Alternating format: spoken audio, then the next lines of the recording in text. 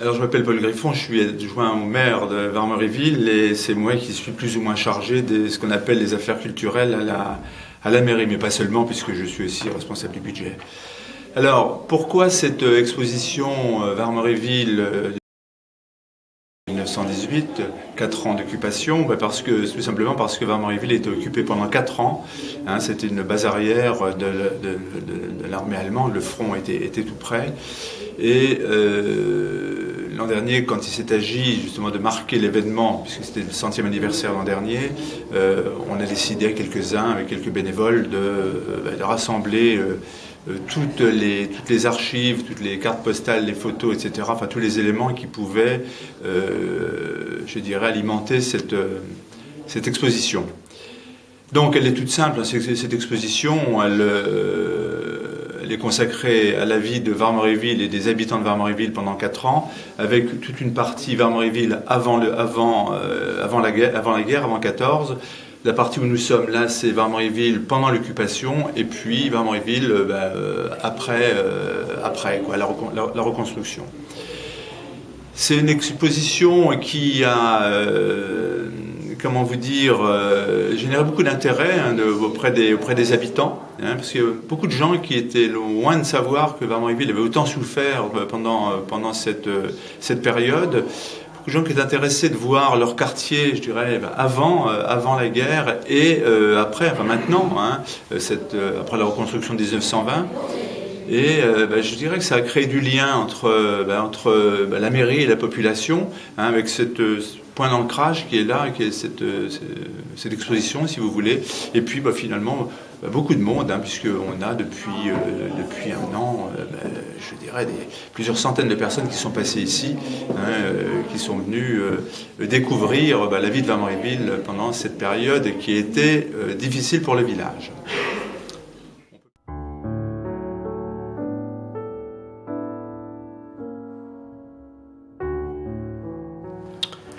C'est-à-dire que nous avons appris qu'il y avait l'exposition sur la guerre et Armel.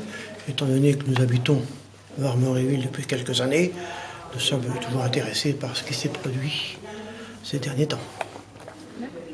Je suis venue parce que je suis née à Varmeryville, donc tout ce qui a trait au village m'intéresse évidemment, puisque voilà.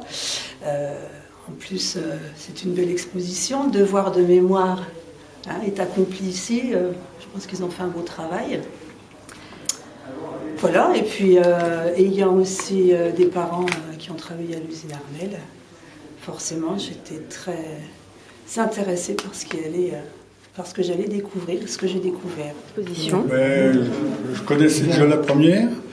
Je suis venu voir la seconde, sur M. Léon Armel. Et je reviens à l'autre, c'est parce que je suis toujours étonné de voir mon père à 15 ans. Je l'ai reconnu à côté du maire de l'époque, M. Brisset, qui résidait à Vaudétré.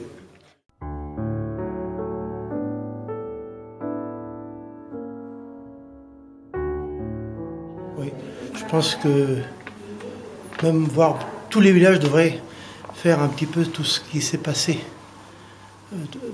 Puisque nos anciens ont malheureusement contribué à des choses vraiment terribles.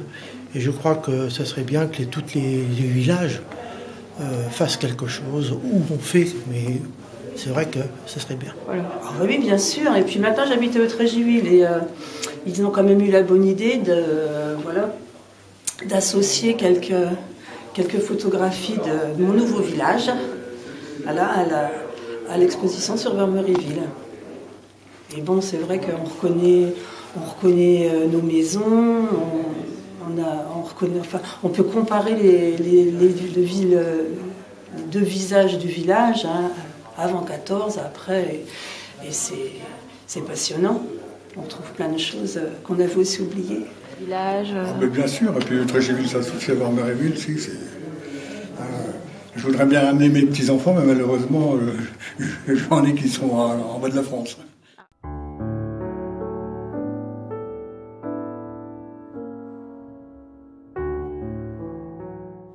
Oui, on a appris beaucoup de choses.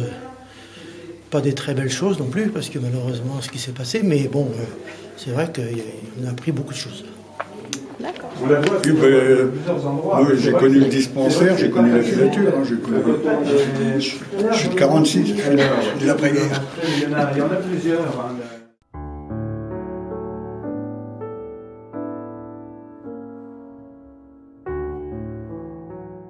Ah ben bien sûr, au moins 2, hein, parce que je pense qu'il aurait fallu déjà travailler sur celle-ci, là où nous sommes sur la guerre 14, et puis après sur celle qui se trouve à côté. Hein, c'est une belle source de travail, et on aurait pu vraiment... oui, je vois bien des élèves, même pas en maternelle, mais même des petites classes à partir du CP. Il y a des tas de choses à découvrir ici. C'est un beau matériel de travail pédagogique, on va dire. Voilà.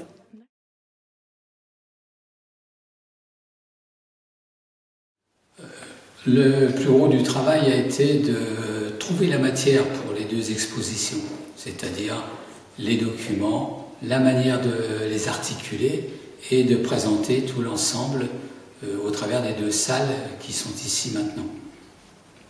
Et justement, en ce qui concerne les documents, comment est-ce que vous les avez trouvés?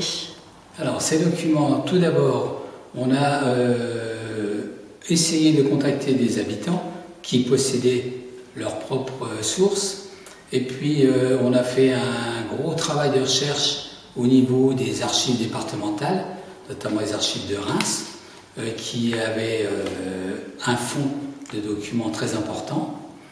Et puis on a été voir des partenaires, et en particulier pour cette salle d'exposition Armel, on a rencontré d'autres musées qui étaient déjà très avancés dans le domaine, et les quelques entreprises textiles qui existent encore en France. D'accord. Et pourquoi est-ce que vous avez choisi de relier ces 2 expositions et de ne pas les dissocier? Il y a tout d'abord la famille Armel, famille industrielle qui a eu une importance non seulement dans le village mais de façon beaucoup plus large, avait un rôle important dans le village, en particulier au moment des événements de 14-18, puisque les maires de l'époque étaient déjà des membres de la famille Armel. Et donc cette usine qui a été utilisée par l'occupant pendant les 4 ans de conflit, ont amené tout naturellement à s'intéresser à cette industrie qui était là depuis 1840 et qui s'est terminée en 1980, un peu dans l'oubli des uns et des autres. Et donc nous avons voulu les relier parce que ça faisait partie aussi de notre patrimoine. D'accord. Et donc nous avons appris qu'il y avait eu des centaines de personnes qui étaient passées en une année d'exposition sur l'exposition du centenaire de la Première Guerre mondiale. Donc on peut constater un réel intérêt de la part des habitants de Varmeryville, mais est-ce qu'il y a aussi des visiteurs qui viennent d'autre part, d'autres communes?